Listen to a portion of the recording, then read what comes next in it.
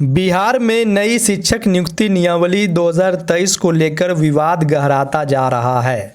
नई नियमावली के लगातार विरोध के बाद सरकार उसमें संशोधन भी कर रही है और इसी क्रम में आज 30 मई 2023 को पुनः बीपीएससी और शिक्षा विभाग की बैठक हुई, जिसमें कई बातों पर सहमति बनी। हालांकि 29 मई 2023 को जो बैठक बीपीएससी और शिक्षा विभाग की हुई थी, जो 3.5 घंटे से अधिक समय तक बैठक चली, उसमें कोई भी नतीजा निकल नहीं पाया था और आज कई बातों पर सहमति बनी, जिसको शायद आप मीडिया के माध्यम से, व्हाट्सएप, फेसबुक के माध्यम से जान गए होंगे। इस बीच महागठबंधन की सरकार में सहयोगी बनी माले ने अपनी ही सरकार की शिक्षक नियुक्ति नियमावली पर सवाल उठा दिया है।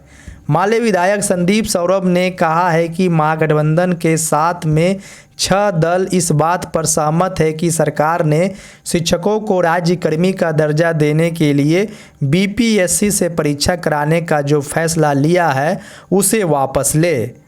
पालीगंज के माले विधायक संदीप सौरभ ने कहा है कि बिहार सरकार जो नई शिक्षक नियुक्ति नियमावली लेकर आई है, उसे लाने से पहले सरकार ने ना तो शिक्षक संघों से बात की और ना ही अभ्यर्थियों के संघ से ही किसी तरह का विचार विमर्श किया। सरकार को शिक्षक संगठनों और अभ्यर्थियों के संगठनों से बातचीत करने के बाद ही इस नियमावली को लागू करना चाहिए था। उन्होंने सरकार के उस फैसले पर भी सवाल उठाया जिसमें कहा गया कि सभी नियोजित शिक्षकों को बीपीएससी के माध्यम से परीक्षा देनी होगी और परीक्षा में सफल होने के बाद ही उन्हें राज्यकर्मी का दर्जा मिल सकेगा। जब राज्य सरकार शिक्षकों का नियोजन कर चुकी है, तब उन्हें राज्यकर्मी का दर्जा देने के लिए बीपीएससी का परीक्षा दिलाने की क्या ज़रूरत है।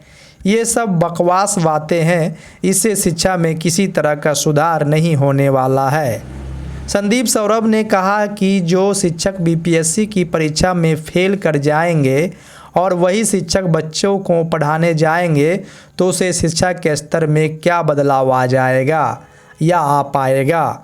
उन्होंने कहा कि नियोजित शिक्षकों की समस्या को लेकर वे खुद माननीय मुख्यमंत्री नीतीश कुमार और माननीय डिप्टी सीएम तेजस्वी यादव से मुलाकात कर चुके हैं।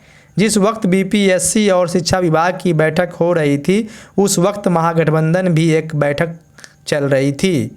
माले विधायक ने कहा कि महागठबंधन के 7 दलों में 6 दल इस बात पर सहमत है कि नियोजित शिक्षकों को राज्यकर्मी का दर्जा देने के लिए बीपीएससी परीक्षा देने का जो प्रावधान बनाया गया है, उसे वापस लेना चाहिए। राष्ट्रीय जनता दल भी इस पक्ष में है और इसे गलत बता रही है। माले विधायक ने कहा है कि जल्द ही सभी 6 दलों के नेता एक बार फिर मुख्यमंत्री से मुलाकात करेंगे और इस पर फिर से विचार करने का आग्रह करेंगे। ऐसे में सवाल अब बिहार के राजनीतिक दलों के सामने है कि जब महागठबंधन के 6 दल इस नियमावली यानी बिहार राज्य अध्यापक नियुक्ति नियमावली के विरोध में है, नियोजित शिक्षकों के साथ यह नियमावली जिस रूप में लाया गया है वो गलत है, तो फिर उनके ही सरकार इस बात को अब तक क्यों नहीं मानी है। और जो नियोजित शिक्षक संगठन माले या अन्य पार्टी को अपना समर्थन में वाहवाही दे रहे हैं, तो इतने दिनों के बाद आज तक कोई परिणाम क्यों नहीं निकल पाया।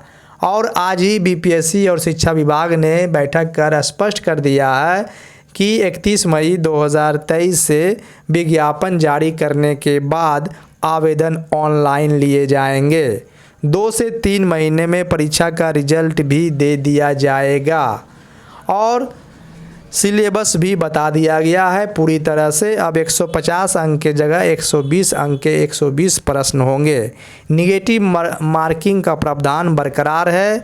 भाषा का जो परीक्षा होगा 100 अंकों का, 100 प्रश्नों का, वो क्वालिफाइंग नेचर का होगा। ऐसे में सभी चीज़ों को लेकर बीपीएससी शिक्षक नियुक्ति नियमावली के तहत आगे बढ़ रही है। शिक्षा विभाग लगातार इस बहाली को पूरा कराने में तेज़ी दिखा रही है, तो दूसरी तरफ महागठबंधन के कई दल जो है इस नियमावली के खिलाफ, विरुद्ध और नियोजित शिक्षकों के पक्ष में आवाज़ बुलंद करते नज़र आ रही है। लेकिन परिणाम बिहार के नियोजित शिक्षकों को अब तक कुछ भी नहीं मिल पाया है। ऐसे में सवाल सबसे बड़ा खड़ा हो गया है कि एक तरफ जहां बिहार माध्यमिक शिक्षक संघ और प्रारंभिक शिक्षक संघ लगातार इस नियमावली के विरोध में आंदोलन कर रहे हैं, सत्याग्रह कर रहे हैं, तो वहीं दूसरी तरफ महागठबंधन के इतने दलों का साथ मिलने के बाद भी सरकार इसमें कोई बदलाव करती नहीं दिख रही है। तो सवाल आप लोगों के सामने है, इंतज़ार की घड़ी बरकरार है, आने वाले दिनों में क्या कुछ हो पाता है। तमाम खबरें आपको टीचर जंक्शन यूट्यूब चैनल पर उपलब्ध कराया जाता रहेगा। चैनल पर यदि आप नए हैं तो चैनल को सब्सक्राइब कर बेल आइकन दबा दें। बहुत बहुत धन्यवाद। नमस्कार शिक्षक साथियों।